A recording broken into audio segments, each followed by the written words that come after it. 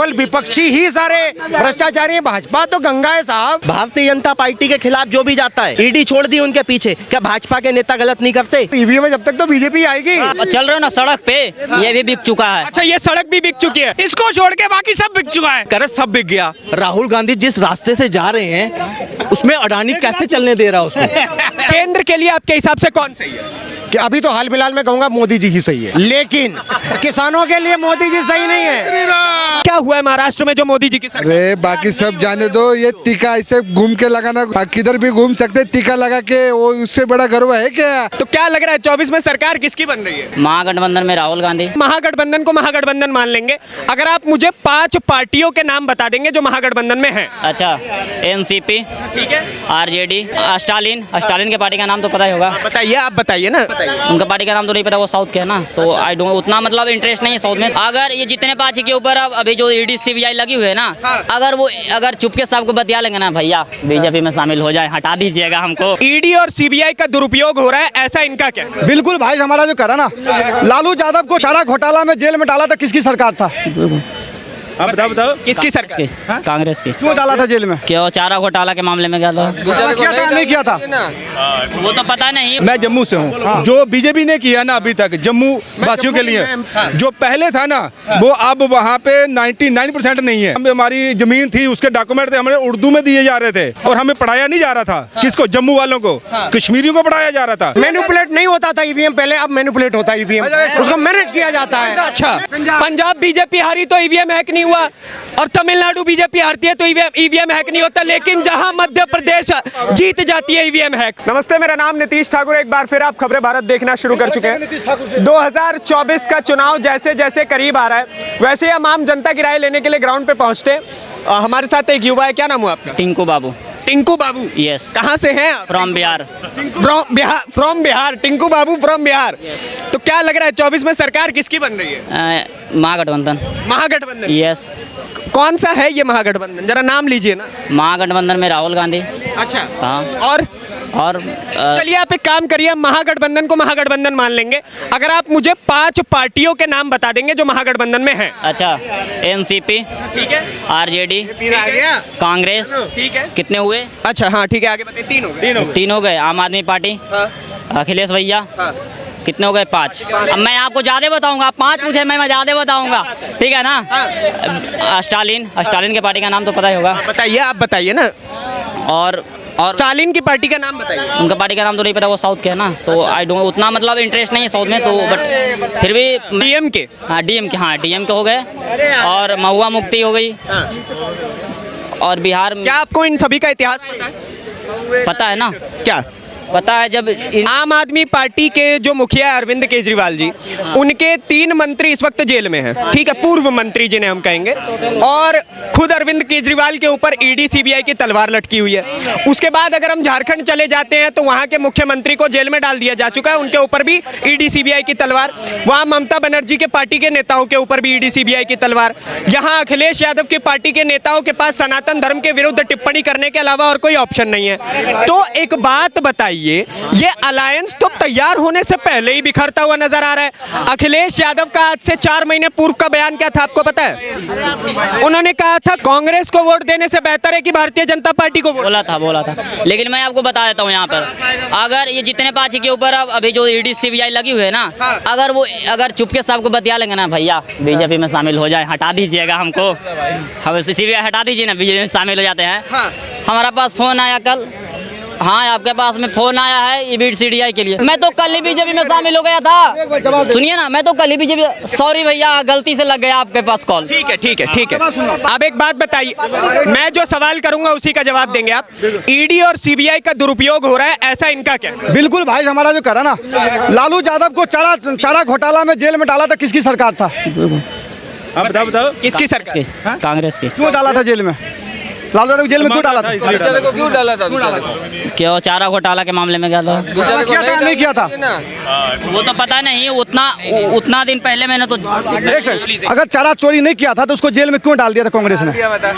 क्यों डाल दिया? चलिए एक सवाल मैं भी कर लेता हूं। हेमंत बिस्वा शर्मा, उनके पास भी ईडी सीबीआई गई हुई थी, लेकिन जैसे ही वो बीजेपी में आते हैं तो वो कौन सा दूध के धुले हो? अगर हेमंत सोरेन है चाहे अरविंद विश्वकर्मा शर्मा जो उसमें कांग्रेस की सरकार में थे वो, उनके ऊपर भी केस चल रहा है, राहुल गांधी के ऊपर भी केस चल रहा है, चाहे लालू यादव के ऊपर केस चल रहा है, चाहे तेजस्वी यादव के ऊपर केस चल रहा है, चाहे अजीत पवार हो, चाहे जो भी है सब।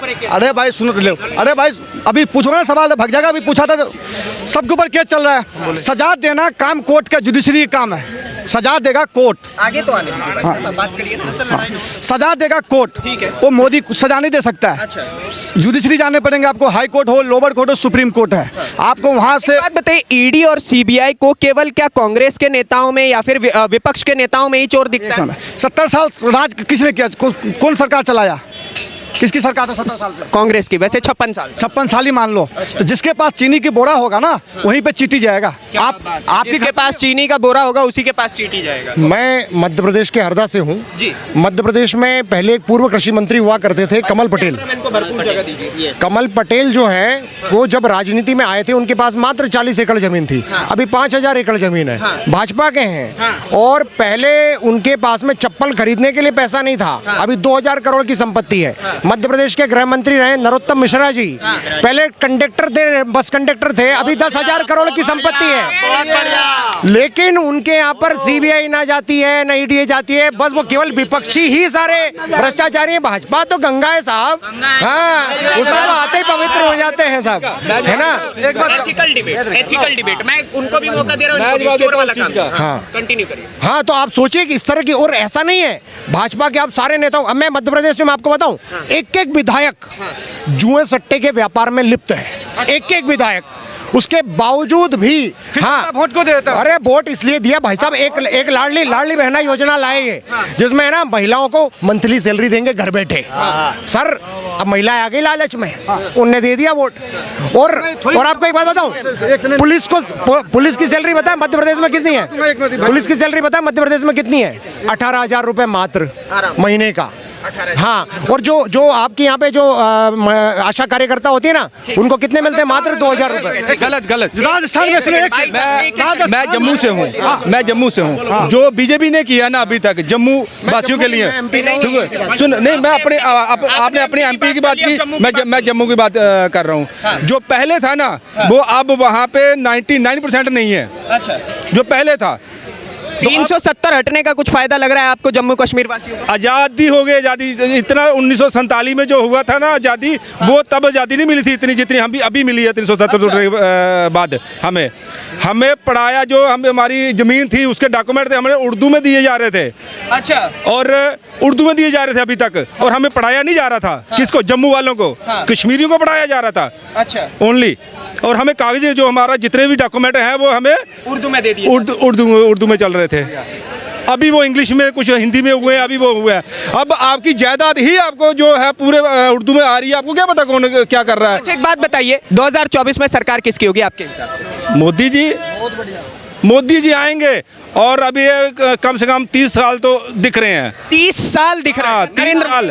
हाँ, 3 साल जोगी जी, जो उसके मोदी के आने के बाद जोगी जी आएंगे, और 30 साल अभी कहीं नहीं जाने वाली बीजेपी। पहले चाय वाला फिर गाय वाला। हाँ, बिल्कुल। बहुत जरूरी बात है भाई साहब। मैं आरएसएस का स्वयंसेवक हूँ, सरस्वती शिशु मंदिर में पढ़ा हूँ, पर मैं निष्पक्ष बात करूंगा। अब आपको एक बात बताऊं, कश्मीर में नो डाउट बीजेपी ने बहुत अच्छा काम किया। कश्मीर में टेररिज्म खत्म हुआ, लेकिन कश्मीर का टेररिज्म है ना, मध्य प्रदेश चला गया। आपको पता है अभी 6 फरवरी को एक ब्लास्ट हुआ है, जिसमें टीएनटी का इस्तेमाल हुआ है। टीएनटी पता है प्रतिबंधित होती है, आर्मी वाले यूज करते हैं। लेकिन और आपको एक और बात बताऊं, मैं प्रमाण, मेरे पास वीडियो है सारे के सारे है सर, वीडियो है, मैं आपको बताऊं सर, सुनिए। वहां पे 1300, सर सुनिए, वहां पर 1300 कर्मचारी काम करते थे। 1300 कर्मचारी काम करते थे। 1300 लोगों की मृत्यु पर सरकार बोल रही मात्र 13 मरे हैं। मात्र 13, मतलब हजारों लोग मर गए। अच्छा, आपने बहुत अच्छी चीज बताई। मैं ये पूछना चाह रहा हूँ, 2024 में क्या लगता है किसकी सरकार बन रही है? ऑब्वियसली बात है बीजेपी की बन रही सर। ईवीएम में जब तक तो बीजेपी आएगी। ईवीएम में जब तक इससे पहले एक सेकंड, क्या 2014 से पहले ईवीएम का प्रयोग नहीं होता? ईवीएम का प्रयोग होता था पर 2008 के चुनाव में ईवीएम का प्रयोग हुआ कि नहीं? ईवीएम 2005 के चुनाव में ईवीएम का प्रयोग हुआ है, बिल्कुल हुआ है। 2004 के चुनाव में ईवीएम का मैनिपुलेट नहीं होता था, मैनिपुलेट नहीं होता था ईवीएम पहले, अब मैनिपुलेट होता है ईवीएम, उसको मैनेज किया जाता है। अच्छा, मैंने अपने सुनो अपने यहाँ पे लोकल में मैं एक चीज कहना चाहता हूँ। ममता बनर्जी के बंगाल में जहाँ पर जा करके जहाँ पे इलेक्शन के लिए वोट डालने के लिए लोग जाते हैं, उन स्कूलों पे जा करके आतंकी खड़े हो जाते हैं, वहाँ पे बम ब्लास्ट करते हैं, कार्यकर्ताओं के ऊपर हमले होते हैं, उसके ऊपर भाई साहब कुछ नहीं कहेंगे। लेकिन अब मजे की बात देखिए, हिमाचल प्रदेश में बीजेपी हारी, ईवीएम हैक नहीं हुआ भाई साहब, ठीक है। उसके बाद कर्नाटक में बीजेपी हारी तो ईवीएम हैक नहीं हुआ, पंजाब बीजेपी हारी तो ईवीएम हैक नहीं हुआ, और तमिलनाडु बीजेपी हारती है तो ईवीएम हैक नहीं होता। लेकिन जहां मध्य प्रदेश जीत जाती है ईवीएम हैक, जहां उसके बाद उत्तर प्रदेश जीत जाए तो ईवीएम हैक। छोटे छोटे राज्यों को अदर पार्टियों को ऐसे नहीं चलेगा, ये डबल स्टैंडर्ड नहीं। आप एक बात बताइए भाई साहब, अभी आप ईवीएम वाले पॉइंट पे बड़ा खुश हो रहे थे, जब हारते हैं तो ईवीएम हैक नहीं होता है, जैसे ही जीत जाते हैं ईवीएम हैक हो जाता है। नहीं, कहीं ना कहीं अपने आप को भी तो आगे रखना पड़ेगा ना बीजेपी को। अगर सारी अपनी रख लेंगे तो फिर किसी को क्या देंगे वो, तो कहीं ना कहीं तो अपनी। भाई साहब कोई सेंस भाई साहब, ये भाई बोला जो लाडली योजना दिया मध्य प्रदेश इसलिए सरकार चुन वहाँ जीत गया। हम पूछ राजस्थान में अशोक गहलोत 500 की सिलेंडर बोला, आटा डाटा सब फ्री, पानी बिजली सब फ्री, उसके बाद भी उसके बाद जनता ने लात मार के अशोक गहलोत को भगा दी, जनता शिकार नहीं किया फ्री का। तो मध्य प्रदेश की जनता फ्री का शिकार किया क्या? ये भाई से पूछना। प्रदेश में देखो भाई एक बात, फ्री की सरकार की अगर आप बात करते हैं तो एक बार अरविंद केजरीवाल पे दो शब्द। अरविंद केजरीवाल जो फ्री, भाई कोई भी सरकार हो, केजरीवाल जो यदि हमारे टैक्स का मेहनत का पैसा दूसरों को जो फ्री पॉकेट में बैठे उनको फ्री में भाई साहब बोलिए तो अरविंद केजरीवाल, वो सभी गलत है। बोलिए अरविंद गलत है। अच्छा, कोई भी पार्टी हो। अरे भाई मुझे किसी पार्टी से मतलब नहीं है, मैं वोट केंद्र के लिए आपके हिसाब से कौन सही है? कि अभी तो हाल फिलहाल में कहूंगा मोदी जी ही सही है, लेकिन किसानों के लिए मोदी जी सही नहीं है। सुनिए, लेकिन सुन लीजिए, एक सेकंड थोड़ा आगे आने दीजिए। भाई साहब नेता वाले लुक में आए हुए हैं। 2024 में किसकी सरकार बनेगी? सरकार मोदी सरकार। कहाँ से आए हैं? महाराष्ट्र से। महाराष्ट्र से आए हैं। हाँ, तो महाराष्ट्र में तो भाई साहब आपने एक अलग ही शिंदे गुट खड़ा कर। हाँ, वो भी मोदी सरकार के ही पीछे है। अच्छा, हाँ, तो सरकार मोदी जी की बनेगी। मोदी जी की। क्या काम क्या हुआ है महाराष्ट्र में जो मोदी जी की सरकार? अरे बाकी सब जाने दो, ये टीका ऐसे घूम के लगाना, किधर भी घूम सकते, टीका लगा के, वो उससे बड़ा गर्व है क्या? हिंदू है हम, हिंदू करके घूमने को मिलता है, यही मोदी सरकार ने किया है। बस हो गया, इतना ही बस हो गया। जय श्री राम। जय श्री राम। तो मतलब राम मंदिर बन गया, वही बहुत बड़ी बहुत हो गया। अभी तो बाकी है, और 2 मंदिर बाकी है, वो भी बच जाएंगे, काशी और मथुरा। काशी और मथुरा। अच्छा, 2 के से शुरुआत होगी, फिर 2000 हो जाएंगे।